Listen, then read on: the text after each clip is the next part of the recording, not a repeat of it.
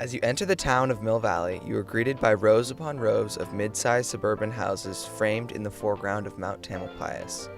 Near the center of town lies Tamalpais High School, our life between 8 and 3, Monday through Friday. Life at TAM is busy. A school of 1,200, TAM is not the closest knit community. Students are divided in their interests, and a lack of school spirit is a common complaint. Mill Valley epitomizes the Marin bubble, the idea that our county is a sheltered mecca for affluent Caucasians with snobby, spoiled kids. And you can be as friendly as you want to be. Driving north on 101, the suburban landscape changes to one of rolling hills and sweeping pastures. 1, 2, 3.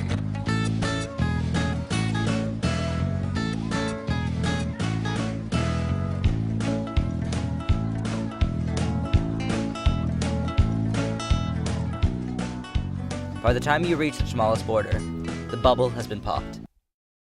The town of Tomales, Yeah. there's one street, there is like a general store, Like deli and then a town hall, a restaurant, and a park. That's pretty much the town of Tomales. If you drive not even a mile, you are out of the town of Tomales. Walking through the town of Tomales, friendly smiles from the bar attracted our attention. Bar owner Marcus Perez invited us to enjoy the William Tell restaurant's oysters. He spoke to us about the history of his small town. There was a horrendous fire in 1920 in Tamales. It burned the whole town. The only thing that survived was the high school. So this basically completely burned down.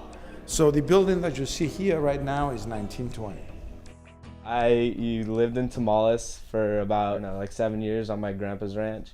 And I went to Tamales because it was kind of like the school to go to and all my friends were going there. People that come to Tomales, we have some kids that come from like Casa Grande High School that like couldn't make it there. Most of them come from just all around Tamales Bay, like Point Reyes and Inverness and like the Point. I mean, we have a very large district as far as than LA Unified. We just don't have the student population. As you approach the school, the isolation and size become immediately apparent. Surrounding the campus lie cow pastures as far as the eye can see. Almost as big as the entire school itself is the football field, which sits adjacent, complete with grandstand and lights.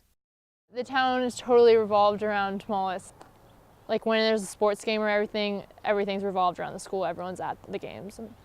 The booster club's really rich because they get like nice stuff and they get like lights and it's a really nice football stadium. We have like a welding shop and everyone works on their truck. My favorite class was agricultural biology because like we learned about how to do stuff with animals. My favorite class would probably have to be like FFA class. FFA is like Future Farmers America and it's like an organization here and it's like super involved where we learn like agriculture skills and like how we can like better the agriculture community. As far as FFA itself, this chapter's been here since 1929, so it's been around for a long time. And this is our 85th year. Lack of familiarity with a group of people leads to assumptions and stereotypes. Both TAM and Tomales students look at each other in an often inaccurate light that leads to misconceptions. We wanted to find out what TAM students' perception of Tomales was. What words do you associate with Tomales? Small schools. Hicks. Cows and pastures. Farms. Mexicans. Small and Washers. Farm people? The personality difference for me, I think Marin was kind of just more laid back and like relaxed. And Tomales people, like there's more like upbeat kind of like in your face about things. Like there's more like, they're like really like aggressive. If someone gets offended, like they're like in your face and they're like, I have no problem like telling you how it is. Like, I have like girl fights all the time. They're like, oh, you should just go like beat up that girl. I'm like, no, I'm not gonna go just beat up that random girl. Like, that's like not me.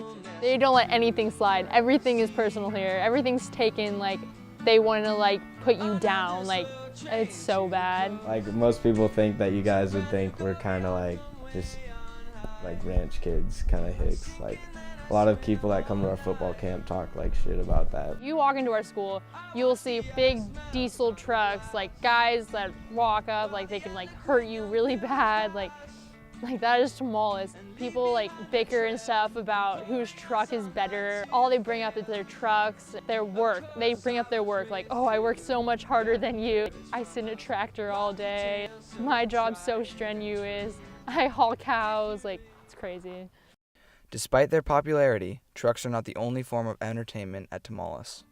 So we have like our typical like stoner crowd, I guess you can say, like bunch of pot.